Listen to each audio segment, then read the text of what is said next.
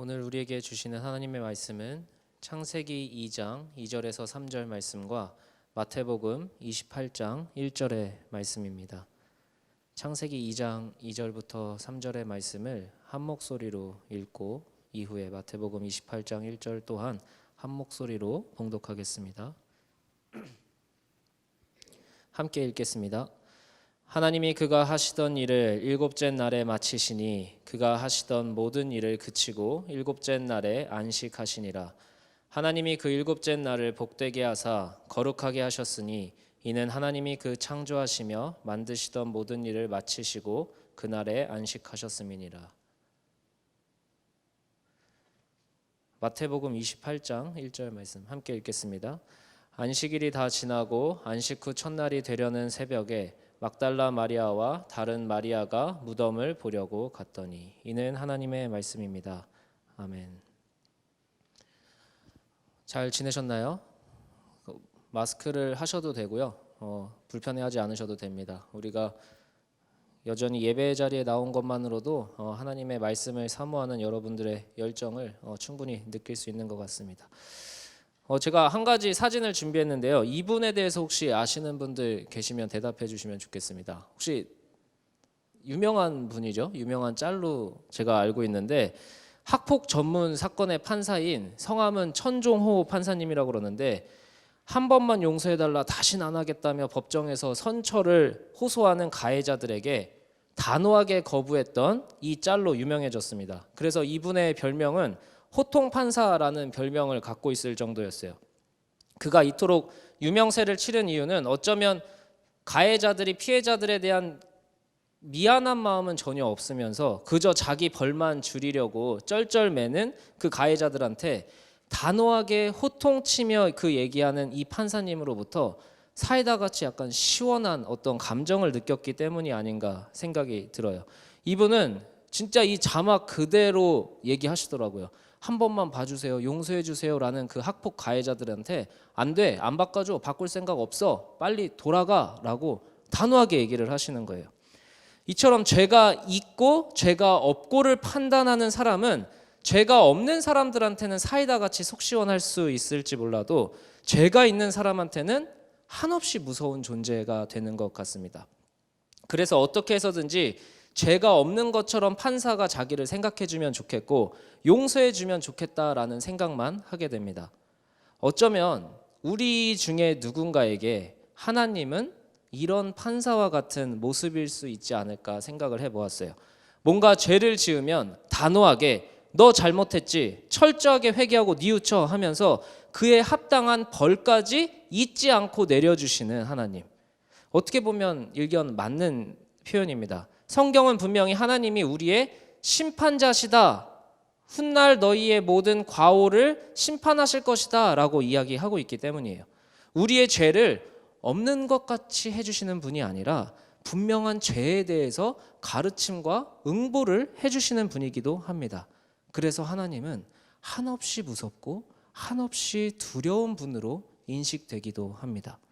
분명합니다. 하나님은 우리가 당연히 두려워해야 하고 경외해야 되고 그래서 우리의 삶을 그분 말씀에 비추어 돌이키고 바르게 살려고 애쓰는 게 맞습니다. 그리고 여기에 있는 대부분의 사람들은 어쩌면 그러한 것들 중에 하나가 주일 성수일 수도 있겠다라는 생각을 했어요. 그리스도인이 되었다라는 것을 어떻게 보면 가장 잘 표현하는 게 뭐냐면 주일 성수, 일요일에 교회에 나와서 예배를 드리는 게 어떤 그리스도인의 정체성을 표현하기에 가장 적합하고 눈에 띄기 쉬운 행동인 것 같아요. 근데 저 역시도 주일에 되게 예배를 안 빼먹으려고 부단히 애를 썼던 인생이 확실합니다. 저도 모태신앙이었고 뭔가 근데 그 예배에 나오는 이유가 멋있진 않았어요. 찝찝함이 거의 90%였고 어떤 뭔가 기쁨과 감사라기보다는 안 나가면 뭔가 안 좋은 일이 생길 것 같거나 아니면 이런 간증도 여러분들 많이 들으셨을 것 같아요. 그 주일 성수를 되게 설교할 때 공포와 두려움을 수단으로 사용하는 설교를 들어보시지 않았나 싶어요. 안 하면 주일 성수 제대로 안 하면 큰 벌을 받을 거다. 하나님이 너를 심판하실 거다. 아니면 이런 간증도 아마 들어보셨을 것 같아요. 주일 성수하는 거 아끼지 마. 하나님한테 시간 쓰는 거 아끼지 마. 하나님이 다 갚아주실 거야. 내가 주일 성수했더니 주일에 장사 안 한 만큼 평일에 몇 배로 벌게 해주시더라. 이런 간증 들어보신 적 있으세요? 저는 들어봤는데 또 이런 것도 있어요. 고3 때 주일 성수 열심히 해. 내가 주일 성수 열심히 했더니 하나님이 원하는 대학 붙여주시던데. 이런 간증도 저는 들어봤던 것 같아요. 자, 여러분은 어떤 마음으로 일요일이라는 시간에 교회에 나와서 예배를 드리시는지 묻고 싶습니다. 찝찝함과 두려움인지 아니면 더 잘 되고 싶은 마음 때문인지. 오늘 왜 교회는 굳이 모두가 다 쉬는 일요일에 예배를 드리는 것일까? 이 질문에 대한 답을 나눠보고 우리가 믿는 하나님, 우리가 예배하고 있는 이 하나님은 어떤 분인지에 대해서 다시 되새기는 시간이 되면 좋겠습니다. 그래서 혹시 이거를 청년들이 잘 대답을 할 수 있는가 제가 몇 명에게 물어봤어요. 우리가 왜 일요일 곧 주일에 예배를 드리는지 아냐라고 물어보면 대부분의 대답이 안식일 개념 아닌가요? 라고 대답을 하는 경우를 봤어요. 하나님이 6일 동안 창조를 하셨죠. 그리고 마지막 날 쉬셨기 때문에 우리도 그 쉬는 날 모여서 예배 드리는 것이다 라고 생각하는 경우가 많아요. 자, 그러면 오늘 첫 번째 확인할 겁니다. 안식일이 과연 진짜 우리가 일요일에 모여서 예배 드리는 날인가? 그걸 한번 점검을 해보겠습니다. 자, 한번 같이 따라해 봅시다. 안식일은 창조를 기억하는 날이다. 함께 해봅시다. 안식일은 창조를 기억하는 날이다. 네, 제가 앞서 말했듯이 안식일은 하나님의 6일간의 창조 이후의 마지막 날에 하나님이 안식하셨다. 그것을 기념하는 거라고 말씀을 드렸어요. 하나님이 이제 6일 동안 창조라는 일을 하시고 쉬셨다라고 생각할 수 있는데 다시 조금 생각해 보면 이상할 수 있어요. 왜냐하면 전지전능하신 분이 6일 동안 창조하고 힘들고 지쳐서 쉬셨을까요? 그러니까 이게 안식이라는 거를 쉬었다라는 느낌으로 받아들이면 오해가 생기는 거예요. 이 안식은요, 하나님이 창조를 6일 동안 하고 나도 좀 쉬자라고 쉬는 개념이 아닌 겁니다. 왜냐하면 다른 날들이랑 한번 비교해 보면요, 7번째 날에는 다른 날들에 있는 표현이 하나가 없어요. 그게 무슨 표현이냐면 저녁이 되고 아침이 되니라는 표현이 7째 날에는 없습니다. 첫째 날부터 여섯째 날까지는 저녁이 되고 아침이 되니 첫째 날이라, 저녁이 되고 아침이 되니 둘째 날이라 이렇게 나오는데 7번째 날은 그냥 거룩하게 만들었으니 너희가 거룩하게 지켜라 라는 말만 나오는 거예요. 그렇기 때문에 이 안식은 어떤 개념이냐, 내가 일을 열심히 했기 때문에 쉬는 날이 아니라 하나님이 이제 더 이상 뭘 더 갖다 붙이거나 뺄 필요 없이 완벽한 상태가 되었다, 완전해졌다. 그렇기 때문에 내가 더 이상 무엇을 할 필요가 없다. 나는 안식만 하면 된다. 완성된 것을 누리기만 하면 된다라는 뜻이 바로 안식일의 안식 개념인 거예요. 그래서 하나님은 자기 혼자 안식하신 게 아니라 하나님이 완벽하게 창조하신 이 세계를 너희도 마음껏 누려라. 그 안식일을 너희도 마음껏 누려라. 그래서 안식일을 거룩하게 지키라라고 얘기를 하신 거예요. 결국 안식일은 뭘 기억하고 기념하는 거냐? 하나님이 이 세상을, 이 우주 만물을 창조하셨다라는 것을 기억하는 거고요. 이 땅의 창조주가 하나님이 모든 것을 다스리시는 분이다라는 걸 기억하는 거예요. 내가 살고 있는 이 세계가 인간이 뭘 더 보태고 인간이 뭘 더 빼서 완성된 세계가 아니라 하나님이 완벽하게 처음부터 만드신 세계다. 그것을 기억하고 기념하는 날이 안식일이었다라는 거예요. 근데 이 안식에 다시 문제가 생기기 시작하죠. 무슨 문제냐? 영원히 안식할 수 있었어요. 인간도 하나님이 만들어 놓으신 그 세계를 그냥 누리면 됐어요. 근데 하나님의 유일한 계명이 있죠. 선악과를 먹지 마라. 그거를 깨니까 하나님한테 심판을 받아요. 죄를 지었다라는 심판과 함께 인간은 더 이상 안식할 수 없게 됐어요. 왜? 땅에서요, 가시덤불이 나고요, 엉겅퀴가 나기 시작하는 거예요. 옛날에는 내가 100만 노력하면 100의 열매를 수확할 수 있었는데 이제는 100의 노력에 가시덤불도 잘라야 되는 시간과 소요가 필요하고요, 엉겅퀴를 걷어내는데 또 다른 에너지가 필요한 거예요. 옛날에는 100만 투자하면 100을 얻을 수 있었는데 이제는 100을 투자하면 30, 40밖에 얻어지지가 않는 거예요. 그러니까 인간은 이제 일을 쉬고 안식할 수가 없게 되는 겁니다. 땅의 모든 피조물도 그 죄의 결과로 안식할 수가 없게 된 거예요. 이것이 인간의 가장 큰 비극이고 죄의 결과인 겁니다. 마치 우리가 앞서 본 판사의 단호한 말처럼 하나님은 진정한 회개가 없는 아담과 하와에게 단호하게 말씀하신 거예요. 안 돼, 안 바꿔줘, 에덴 동산에서 나가. 그렇게 말씀을 하신 거예요. 하나님은 분명한 심판자셨고 인간은 자기가 지은 죄의 결과를 지게 되었다라는 겁니다. 그래서 인간은 평생을 안식하고 영원히 안식할 수 있었는데 이제는 어떻게 해야 된다? 끊임없이 일해야 하는 존재로 변해버린 겁니다. 하나님의 벌을 받은 겁니다. 하나님의 심판의 결과로 우리는 더 이상 안식이 없어진 거예요. 그럼에도 하나님은 당신이 창조주임을 드러내는 안식일의 그 계명을 없애신 게 아니라 그럼에도 너희에게 나는 여전히 창조주다. 그러니까 그것을 기억하고 지켜라 라고 얘기를 하신 거예요. 그런데 유대인들은 어떻게든 그 안식을 조금이라도 더 경험해 보려고 아무 일을 안 하려고 했어요. 그래서 율법의 그 조항들이 너무 세부적으로 변한 거예요. 왜?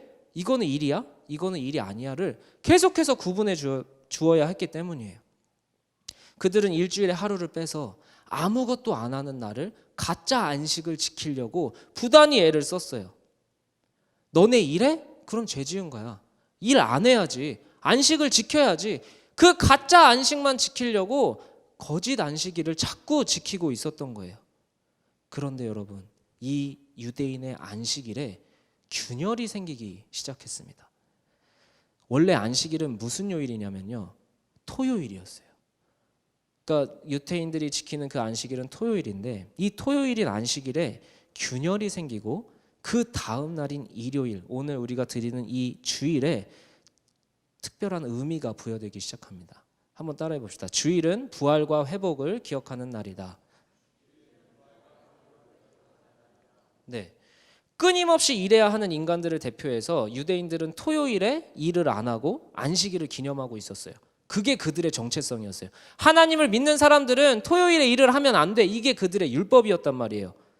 하나님이 안식하신 것처럼 우리도 아무 일 안 하고 있어야 돼 라고 율법을 만들고 지키고 있었어요.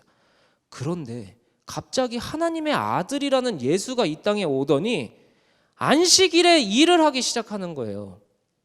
복음서에 여러분들이 안식일이라는 단어를 검색해 보면요, 그 안식일에 예수님이 하신 일들이 자꾸 튀어나오거든요. 병든 자를 자꾸 고치시고요, 어느 날은 또 눈먼 자를 보게 하시고요, 앉은뱅이를 또 일으키세요. 아니, 유대인들은 그 안식일을 일을 안 하려고 지키고 있었는데 자꾸 일을 하니까 유대인들이 이제 화가 나는 거죠. 아니, 지가 뭔데 하나님이 쉬라고 한 일에 자꾸 일을 하는 거야? 자기만 일하면 자기만 벌 받으면 되는데 병을 고쳐준 다음에 얘가 안식일에 하면 안 되는 일을 자꾸 시키는 거예요. 그러니까 어떻게든 예수님하고 꼬투리를 잡고 예수님을 죽이려고 하는 유대인들은 옳다구나 하고 그걸 계속 물고 늘어지는 거죠. 굳이 왜 예수님은 그런 갈등을 일으키시는 걸까? 그냥 조용히 안식일에 일 안 하고 다른 날 치료해줘도 되잖아요. 근데 왜 예수님은 꿋꿋이 그렇게 끊임없이 자꾸 안식일에만 골라가지고 사람들을 살리는 걸까? 다른 날 고쳐도 되는데 그냥 가만히 긁어부스럼 만들지 말고 가만히 있으면 되지. 예수님은요, 여러분, 괜히 하시는 적이 없어요. 다 분명한 이유가 있어요. 그래서 그거를 좀 설명을 해드릴게요. 요한복음 5장에 보면요, 글씨가 이렇게 작을 줄 몰랐네요. 제가 간략하게 설명을 드릴게요. 베데스다라는 유명한 못이 있었어요. 그 못은 어떤 전설이 있었냐면 천사가 내려오면 그 못에 움직임을 준대요. 그때 물이 움직였을 때 가장 먼저 물에 뛰어 들어가는 사람은 자기가 무슨 병을 갖고 있든지 싹 치유가 됐다라는 거예요. 근데 예수님이 그 베데스다 못에 갔는데 거기에 38년 된 병자가 있었던 거예요. 아무도 넣어주지도 않고 자기도 들어갈 수가 없으니까 그냥 낫고는 싶은데 38년은 거기에 방치된 거예요. 예수님이 그에게 가서 뭐라고 명령을 하시냐? 너 그 자리를 들고 일어나서 걸어가 라고 명령을 하시는 거예요. 근데 신기하게 그 사람이 다 낫어요.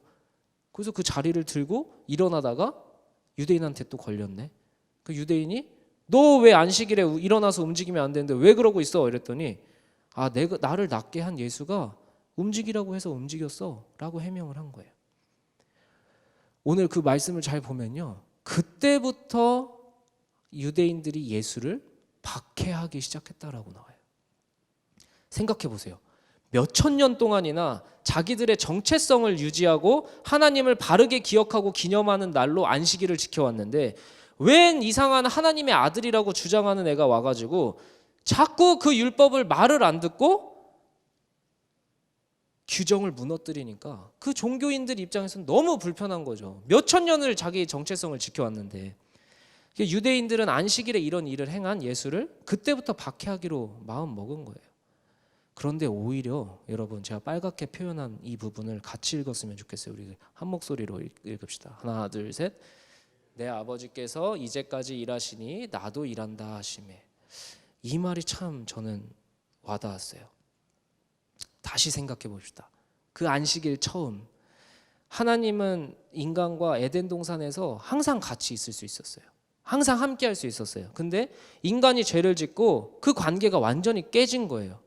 그리고 나서 인간은 그 동산, 에덴 동산에서 쫓겨나고 더 이상 옛날과 같은 하나님의 관계를 누릴 수가 없게 된 거예요. 하나님은 우리에게 판사처럼 너 나가, 너 잘못했어, 너 죄값 받아, 에덴 동산에서 나가버려라고 얘기하신 것 같았는데, 하나님은 그 깨진 관계, 무너진 창조, 무너진 안식을, 그 책임을 인간에게만 지라고, 너만 일해, 너 죄 지었으니까 너 이제 평생 일하고 살아야 돼 라고만 말하시지 않았다라는 거예요. 어떻게 하고 계셨다? 우리가 믿는 하나님은 여러분, 우리에게 모든 걸 책임지라고, 너 잘못했으니까 너 죄값 너가 치르라고 하시는 분이 아니었던 거예요. 하나님도 우리와 하나님 사이의 그 무너진 관계를 회복하기 위해 사실은 함께 일하고 계셨다라는 겁니다. 그래서 예수는 인간의 모습으로 오셔서 아빠 하나님이 이제까지 일하고 계시다고, 그래서 나도 너희를 위해 일하고 있는 거라고 얘기를 하시는 거예요. 눈먼 자를 눈뜨게 하고, 병든 자의 병을 낫게 하고, 안진뱅이를 일어나게 하고, 38년이나 아무 희망 없이 살고 있는 그 병자를 일으키는 거예요. 안식일에 하나님 아무것도 안 하고 있는 거 아니라고. 너희는 안식일에 아무것도 안 해야 된다라고 주장하지만, 그게 안식일을 잘 지키는 거라고 얘기하지만, 사실 너희를 사랑하시는 아빠 하나님은 여전히 너희를 구원하시고 너희를 회복하시기 위해 이제까지 일하고 계셨다라는 게 예수님이 우리에게 전해주신 말씀이라는 거예요. 그래서 성자 예수도 이 땅에 오셔서 안식일에 같이 일하고 계셨다라는 거예요. 구원 사역을 계속해서 행하고 계셨다라는 거예요. 하나님의 일은 뭐니까? 무너진 하나님과 인간의 관계를 회복하는 게 하나님의 일이기 때문이에요. 무너진 안식을 다시 세우고 모든 무너진 우주의 질서를 바로잡고 다시 안식할 수 있게끔 하나님이 일하고 계셨다라는 거예요. 우리는 때로는 하나님, 내가 이런 죄를 지어서 내 인생이 완전히 망가졌어요. 하나님, 내가 이런 죄를 지어서, 하나님 앞에 내가 이런 죄를 지어서 다 망해버렸어요 라고, 내 힘으로는 도저히 이걸 복구할 수 없어요, 내 인생 이제 그냥 포기해도 돼요 라고 생각할지 모르겠지만, 우리가 모든 것을 망쳐버린 그때에 하나님은 그걸 회복하려고 함께 일하고 계시는 분이 바로 우리가 믿는 하나님이라는 겁니다. 하늘 보좌에 그저 앉아서 너 잘못했네 벌 받아, 너 잘했네 상 받아, 멀찌감치 거리 두고 심판하고 판단만 하는 판사가 아니라는 거예요. 우리가 무너뜨려도, 우리가 실수해서 망한 것 같아도 그거 같이 책임지고 같이 일하시고 계신 분이 여러분들이 믿는 하나님이라는 겁니다. 그래서 예수님은 인간과 하나님 사이에 막힌 그 담, 모든 죄악을 다 떠맡아서 십자가에 달려 죽으신 거예요. 그리고 그 일을 평생을 하시다가 그 저주받은 십자가의 자리에서 결국은 이렇게 외치신 거예요. 뭐라고 외치셨죠? 다 이루었도다. 내가 할 일 다 이루었도다. 하나님한테 그렇게 고백하는 거예요. 하나님, 우리가 이제 해야 할 일 다 했습니다. 이제야 우리가 창조했던 그 피조물과 다시 안식할 수 있게 되었습니다. 다 이루었습니다 라고 외치고 죽으신 게 바로 예수님이라는 겁니다. 예수님이 죽으시고 부활하신 날이 바로 안식 후 첫날입니다. 안식일이 아까 무슨 요일이라고 그랬죠? 무슨 요일이라고 그랬죠? 토요일이라고 그랬죠. 안식 후 첫날이면 무슨 요일일까요? 일요일인 거죠. 안식일이 깨졌지만 그 안식일 다음 날에 해가 뜬 것입니다. 아침이 밝은 겁니다. 깨진 안식일 그 다음 날에 해가 떠오른 겁니다. 안식 후 첫날이 밝아온 겁니다. 무너진 안식일을 회복하기 위해 이제까지 일하신 하나님은 결국 예수님의 죽음과 부활로 그 안식일이 깨진 그 다음 날을 다시 완성하신 겁니다. 그래서 우리는 일요일 아침에 모여서 예배를 드리는 거예요. 예수님이 나를 살리셨습니다.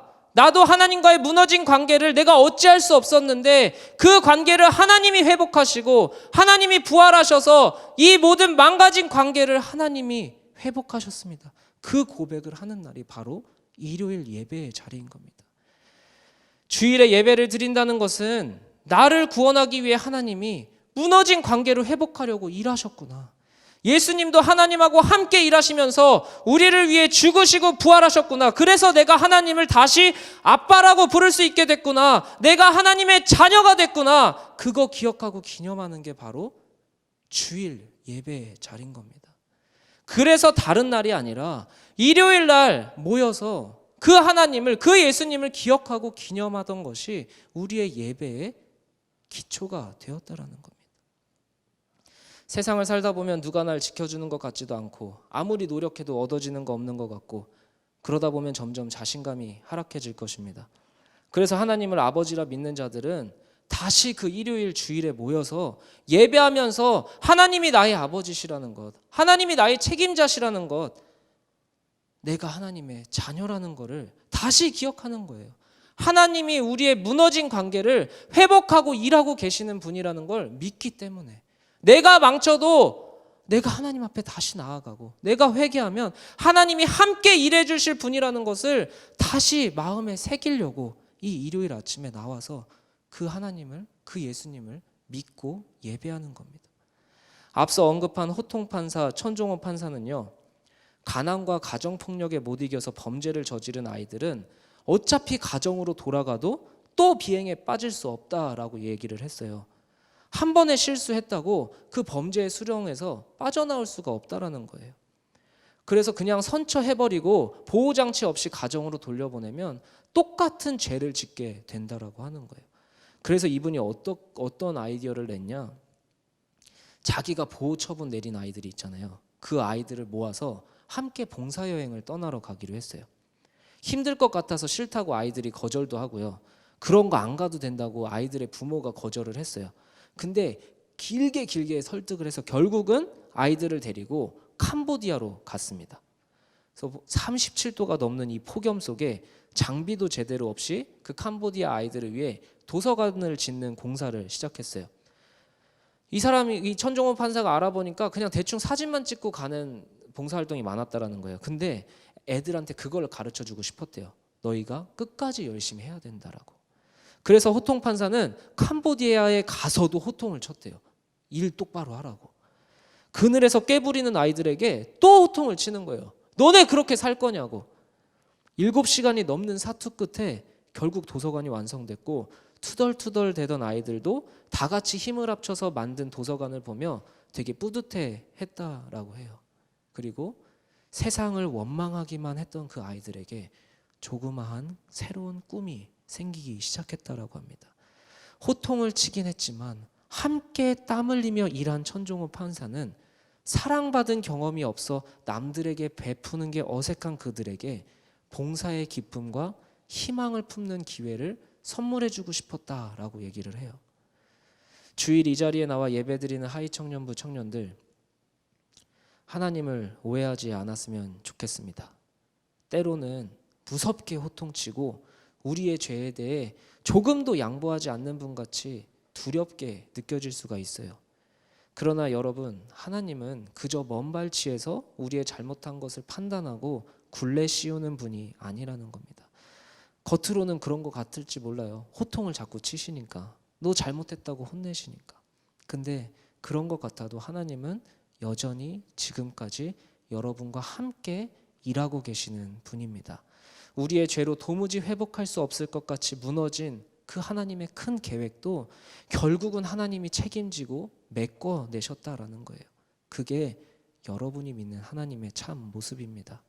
그 일을 함께 하시려고 예수님은 인간의 몸으로 오셔서 인간이 도무지 메울 수 없는 그 멀어져 버린 하나님과 우리의 관계를 모든 고난을 안고 모든 죄를 끌어안고 죽으셔서 메우신 거예요. 그게 우리가 믿는, 여러분이 믿는 예수님입니다. 사랑이 부족한 우리에게, 남들에게 베푼다는 게 어색한 우리에게 하나님은 희망을 품길 원하십니다. 그렇게 하나님은 호통을 치시지만 호통만 치시지 않고 함께 일하십니다. 오늘 또 우리는 실수할 수 있습니다. 세상을 살다 보면 자꾸 세상에 타협하게 돼요. 탐욕에 무릎을 꿇어요. 진리를 말하는 것보다 거짓을 말하는 게 더 쉬운 인생을 살고 있어요.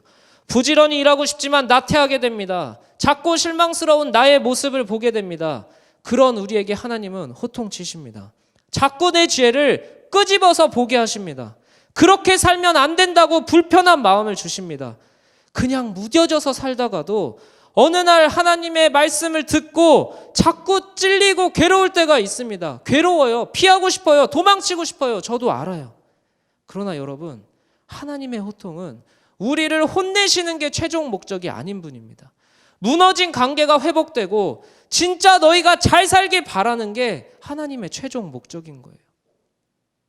그리고 그것을 우리 혼자 열심히 일하라고 채찍질 하시는 게 아니라 하나님은 먼저 일하고 계시고 함께 일하고 계시다라는 겁니다. 그 하나님이 우리에게 경험될 때 우리는 비로소 하나님과 함께 일함으로 하나님의 사랑을 경험하게 될 줄을 믿습니다. 아직 하나님의 사랑이 안 느껴지는 청년들이 있다면, 내가 왜 남을 도와야 되는지 어색한 청년들이 있다면, 내가 왜 희생해야 되는지 도무지 모르겠는 청년들이 있다면 괜찮습니다. 이 자리가 그것을 경험하는 자리인 것입니다. 오늘 우리가 함께하는 이 예배의 자리는 우리를 향해서 매섭게 호통치시는 하나님의 목소리를 여러분이 듣는 자리가 되기를 소망합니다. 그러나 동시에 우리를 위해 여전히 함께 일하고 계시는 하나님을 경험하길 소망합니다. 그렇게 그저 무섭게 우리의 죄를 판단하고 벌 주시는 하나님이 아니라 우리를 구원하기 위해 같이 일하시는 하나님을 발견하기를 축복합니다. 이 시간 그래서 우리가 먼저 회개하며 기도하고 나아가길 소망합니다. 하나님, 이 시간 하나님이 회복하신 그 관계를 다시금 멀게 느껴지는 나의 죄가 있습니다. 여러분의 마음을, 여러분의 삶을 한번 돌아보십시오. 쾌락의 정욕에 무너진 죄, 거짓에 무너진 죄, 나태에 무너진 죄, 향락에 무너진 죄.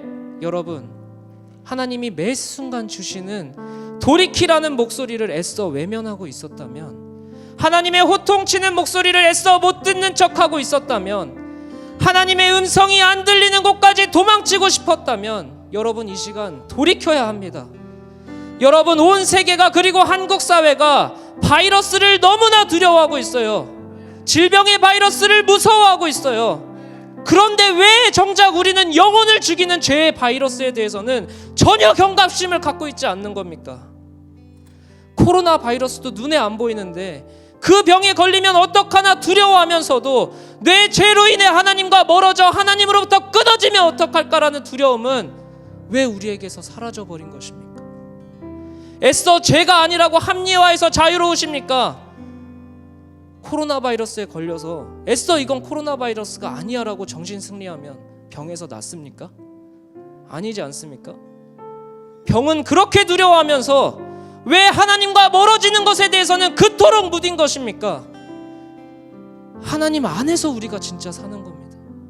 물고기가 물속에서 살 수 있듯이 하나님의 형상으로 창조된 우리 인간은 하나님 안에서 살 수 있는 거예요.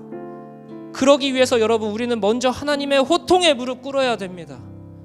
도망쳐서도 안 되고 내 안에 여전히 불편한 그 마음을 애써 이건 죄 아니야 라고 합리화할 필요도 없습니다. 합리화하는 것보다 하나님, 이것도 죄 같습니다.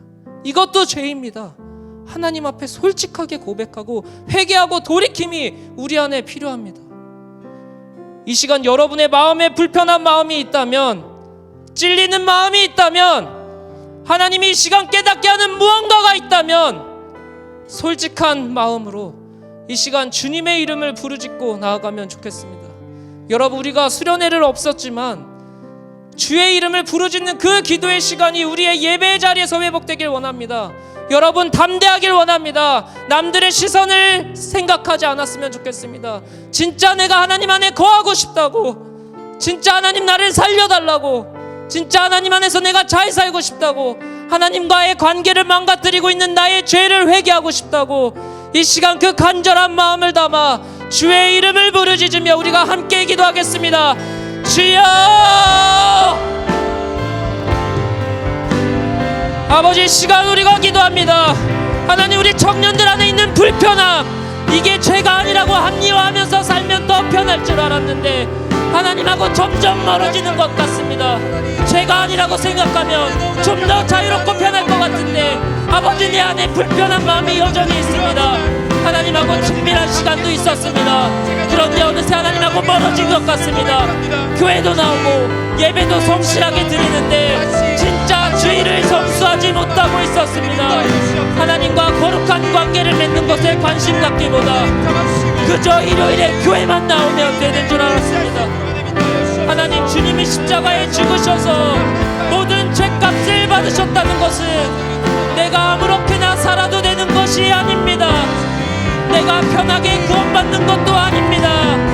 내가 제사도 안 드려도 되고 그냥 성경 말씀이나 읽고 찬양이나 드리고 그래서 예배가 완성되는 것이 아닙니다. 예수님이 모든 죄에 죽으신 것처럼 내가 하고 싶은 것, 내 욕망이 끄는 것, 내 욕심을 죽여야 내가 삽니다. 이 시간 성령님, 이곳에서 예배하는 화이청년부의 청년들에게 임재하여 주시옵소서. 그들의 마음에 호통을 줘 주시옵소서. 하나님, 그들의 마음에 죄를 깨닫게 하여 주시옵소서. 그들의 마음을 동요케 하시고 이것이 죄라고, 그것을 회개하고 돌이키라고, 너의 죄를 고백하라고, 그것이 너와 나의 관계를 망치고 있는 것이라고 고백하게 하여 주시옵소서. 하나님, 우리 연동교회가 바이러스만 두려워하는 교회가 아니라 하나님과의 관계가 끊어지는 것을 두려워하는, 죄의 바이러스를 두려워하는 교회 되게 하여 주시옵소서. 진정으로 두려워하는 자 되게 하여 주시옵소서. 진정으로 하나님을 두려워하게 하여 주시옵소서. 하나님과 끊어지는 것을 두려워하게 하여 주시옵소서. 하나님과의 관계가 회복되는 것이 나의 진짜 소망이며 나의 진짜 목표이며 나의 진짜 꿈임을 고백하는 주님의 청년들 될지어다.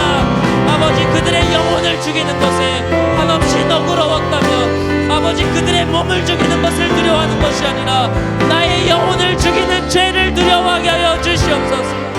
연동의 청년들은 이 시간 성령 하나님이 깨닫게 하시고 고백하시는 그 죄를 고백할 것이며 그 죄에서 해방케 될지어다.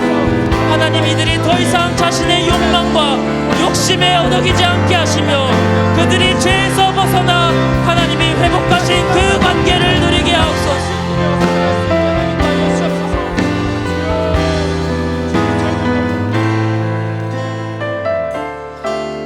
여러분, 넘어질 수 있습니다. 죄 지을 수 있습니다. 하나님과의 관계가 멀어진 것 같이 느껴질 수 있습니다. 여러분, 그래서 우리가 회개해야 되는 것, 그래서 돌이켜야 되는 겁니다. 다시 돌이켜서 주님을 향해 달려가야 됩니다.